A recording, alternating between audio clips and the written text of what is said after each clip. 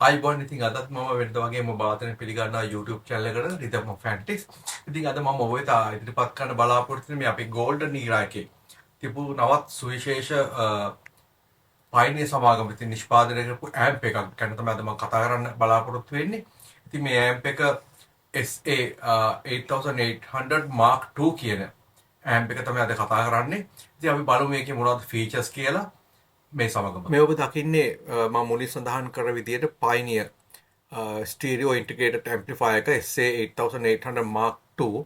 මේක තවත් ගෝල්ඩන් ඊරා එකේ අනර්ග නිෂ්පාදනයක් ජපානයේ විසින් නිෂ්පාදනය කරපු. මේක 1976 ඉදිරිපත් කළේ වෙළඳපොළට මාකට් ප්‍රයිස් එක උනේ යෙන් 59800යි. ඉතින් සාමාන්‍ය මේක බර කිලෝ 15ක් විතර අධික ඇම්ප් එකක්. ඒ වගේම මේකේ වොට් ගත්තොත් එහෙම 8 ohms amp සවි කරොත් අපිට 65 watt per channels produce කරනවා. ඒ වගේම 150 watt power consumption එකක් තිබෙනවා මේ amp එක. මේ amp එක සාමාන්‍ය 100 volt වලට තමයි නිෂ්පාදනය කරලා තියෙන්නේ. මේක domestic සඳහා නිෂ්පාදනය කරපු amp එකක්. ඉතින් ඔබට බලන්න පුළුවන් මේක අනාර්කලිත සංරක්ෂණය වෙලා තියෙනවා. ඉතින් ඉතාමත් shiny විදිහට silver face එක අනාර්ක තත්ත්වෙම තිබෙන ඔබට දකින්න පුළුවන්. ඉතින් අපි බලමු මේක විවෘත කළා. මේකේ කොහොමද මේකේ සර්කිට්ස් පිටලා තියෙන්නේ කියලා.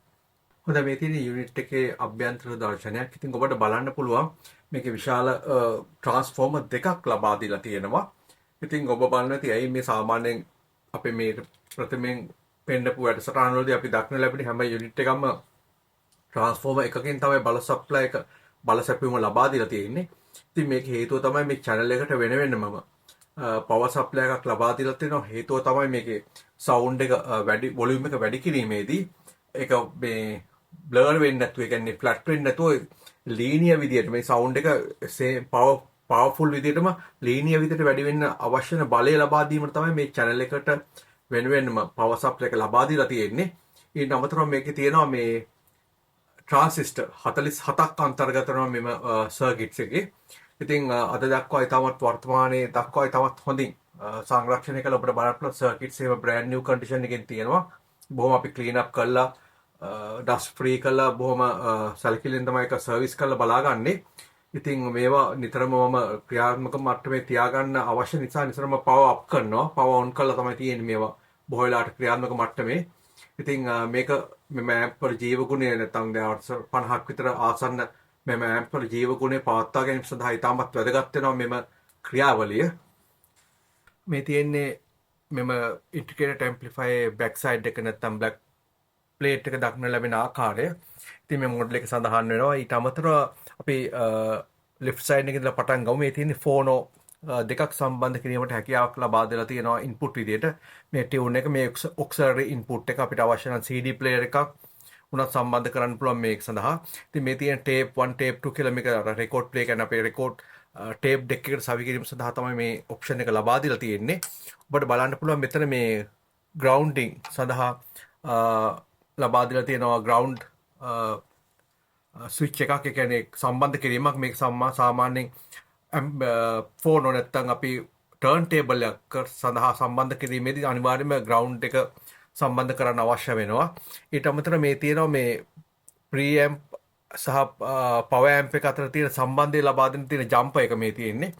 ඔබට අවශ්‍ය නම් මේක රිමූව් කරලා මේ අතරට අපිට ලබා දෙන්න පුළුවන් ඉක්වලයිසර් එක ඉම්පැක්ට් එක. ඉතින් ඔබට මම ඊට පෙර සඳහන් කරලා තියෙනවා මේ ක්‍රියාවලිය.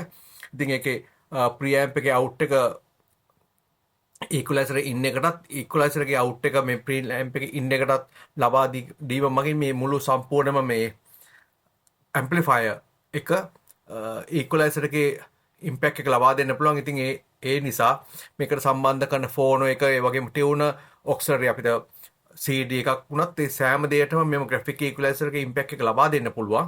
ඉතින් මේ තියෙන්නේ ස්පීකර් වයර් සම්බන්ධ කරන විදිය මම ඔබට සඳහන් කළා මේක 4 ohms up to 16 ohms දක්වා ස්පීකර් සම්බන්ධ කරන්න පුළුවන්. ඒ ohms ගාන ප්‍රමාණය වෙනස් වෙනකොට ඒකේ ලබා දෙන අවුට්පුට් එක වෙනස් වීමක් වෙනවා. මේ ආකාරයෙන් තමයි මේක අපිට දක්න ලැබෙන්නේ පිටුපස දර්ශනය. අද දවසේ වැඩසටහන තුළින් අපි ඔබට ඉදිරිපත් කළේ තවත් ගෝල්ඩන් ඊරා වලට අයිති වෙන තවත් සුවිශේෂ ඇම්ප් එකක් ඉන්ටිග්‍රේටඩ් ටැම්ප් එකක්. ඉතින් මම හිතනවා ඔබගේ ඒ ගැන දාලා අවබෝධයක් ලැබුණා කියලා. ඉතින් මෙවැනිම එඩියුකේෂනල් වීඩියෝ එකකින් නැවතත් ඔබ සම හමු වෙනතුරු ඔබ සැමට සුබ දවසක්.